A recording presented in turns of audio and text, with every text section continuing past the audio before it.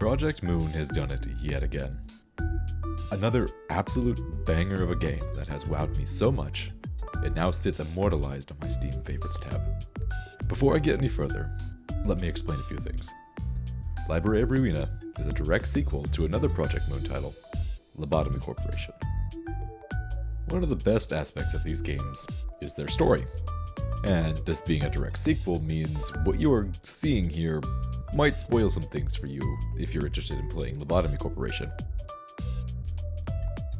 There will be no story spoilers in this video, but some characters might clue you in on some stuff. If the brief gameplay at the beginning has intrigued you, I highly recommend going and playing it for yourself. Or, if you aren't one for a 100-hour plus playthrough, at least watch a story recap video on YouTube. Alright, warning issued, let's get started. I should mention, Library of Ruina is a completely different beast from Lobotomy Corporation. Lobotomy Corporation is an SCP-esque management simulator in which you must care for very dangerous beings every day to meet a quota, so that you can continue to take care of bigger and scarier SCPs. Why do I like this game so much? That's not all there is to it. The gripping narrative is what drew me in, but that's a story for another time. Library of Ruina, on the other hand, is a deck-building, team-building, book-collecting simulator? More on that later. It is a lot to take in at once. Let me tell you, after the 1.0 release, it is miles better than what little tutorials we got beforehand. There are many aspects to be taken into account, not only when building your deck, but when playing your cards as well. Oh, and I'm sure you're thinking, oh, lots of mechanics in a deck builder, that's a good thing. I've played Slay the Spire, Monster Train, One Step from Eden, and the like. Well, here's the thing. Library of Ruina isn't a roguelike. You're not going to get better by accumulating more and more unlocks after dying. Well, for the most part, anyway. Your progress by winning and overcoming Herculean tasks set before you, that is what's going to make you feel big-brained in much the same way as Dark Souls does. Now, I understand comparing any game to a notoriously difficult and punishing game like Dark Souls these days is about as easy as breathing, but hear me out. Both games, at their core, have the same structure to their neuron activation paths. Dark Souls sees you start out weak, struggling even to reach the next area, passing through a fog wall to a boss that you are most likely ill-equipped to fight. When you win, though, you are rewarded with some loot, but more importantly, a sense of accomplishment for beating the odds stacked against you. Library of Ruina consistently pits you against greater and greater challenges that, you guessed it, put you against the odds, challenging you to level up your deck building skills and know-how so that you have the required tools to best some of the hardest encounters in the game. Many of these challenges have you on the edge of your seat, having sunk many hours between researching, building the right deck, and playing the right moves. The sense of accomplishment, relaxation, and progression through the story are matched by none other than, well, Dark Souls.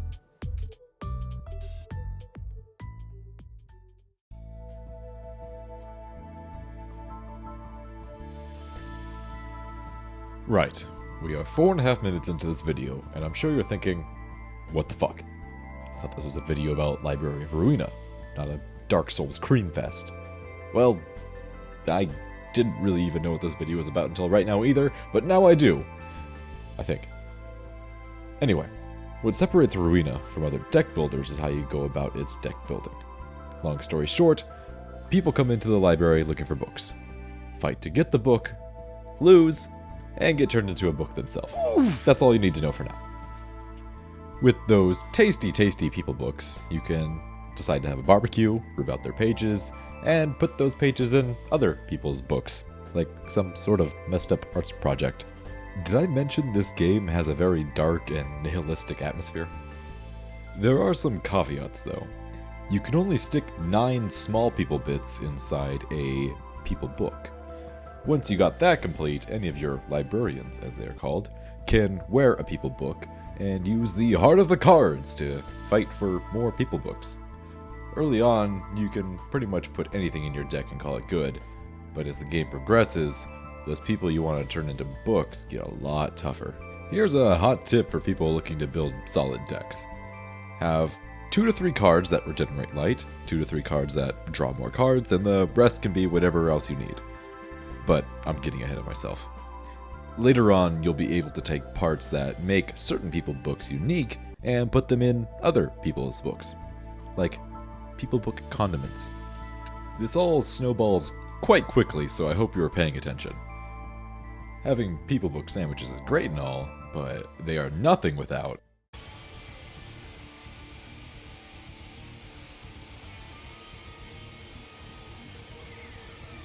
So, you think just because you can make a tasty people book sandwich, you can fight the likes of the city? Well, here's a pop quiz. Do any of these words mean anything to you? Powerful, speed hit dice, count, on use, will of the city, stagger, lock, dodge, pierce, blunt, slash, mass attack, summarization, range, bleed, individual, light regen, smoke. No? Then you better buckle the fuckle up because I'm going to explain it to you. First things first, the 2 most important pieces of this game you need to pay close attention to is your light and your speed dice.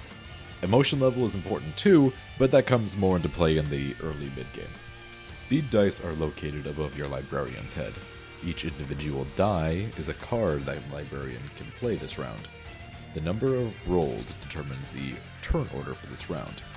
As dice are rolled for both sides at the same time, you can see where enemies are going to spend their speed dice and what card they are going to use. You can then use your dice to play cards in opposition. If 2 cards are attacking each other, it's called a clash. If the card doesn't clash, it's one-sided. A speed dice that is greater than an opponent's will cause those cards to clash.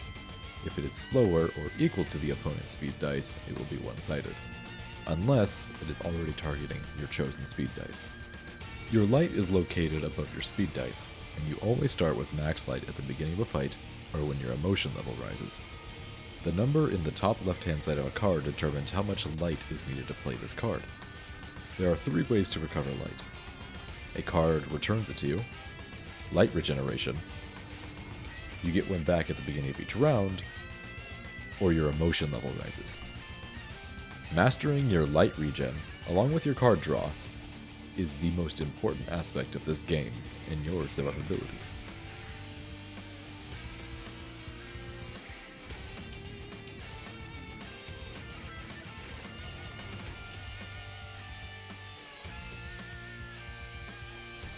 The combat is honestly the second most enjoyable piece of the game for me. No, it's not the deck building that gets my jimmies all hot and bothered. It's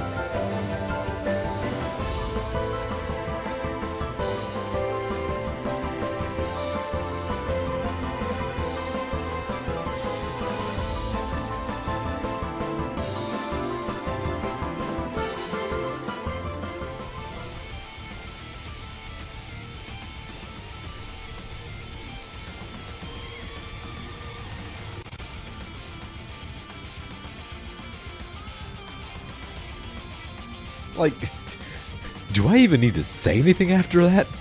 No. I will say something. Go clean yourself up. Your pants are filthy now.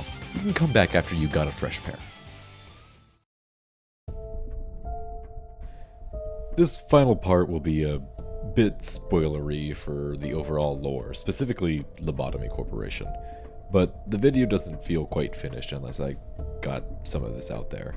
There's a lot to recap, so I'll stick to the most important parts. The titular library is where the game takes place. Our primary focus character is a lowly grade 9 fixer named Roland. He was on his way to his local sandwich shop when he was transported into the library, and the director, Angela, cuts off his arm and legs and revives him to be her eternal bitch. No, I'm not kidding. That's actually what happened. Wait, come back. I promise it's true. After he is brought back, Roland learns of Angela's goal to look for the perfect book to make her human. She is, after all, a robot. I mean, technically an android, but whatever. What's important is she is a machine that wants to become human to spite the main character and partial antagonist of the last game.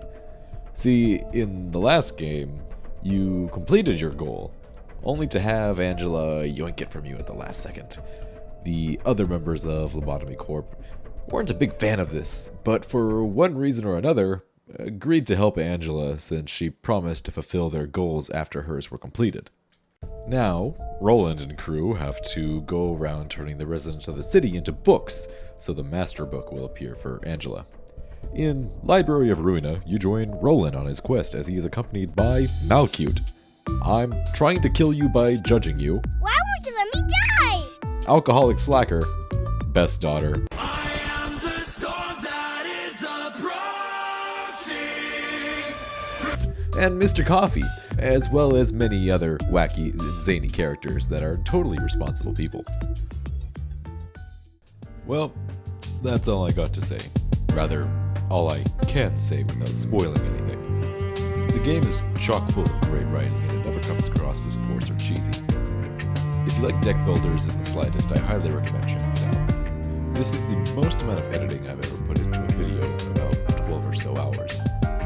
I'm sure there are things I could have done better or faster, but I'm proud of this as a project to do on the whim. That's all for now. Leave a comment below or a like if you want to see more of these offshoot love letters to games that I love.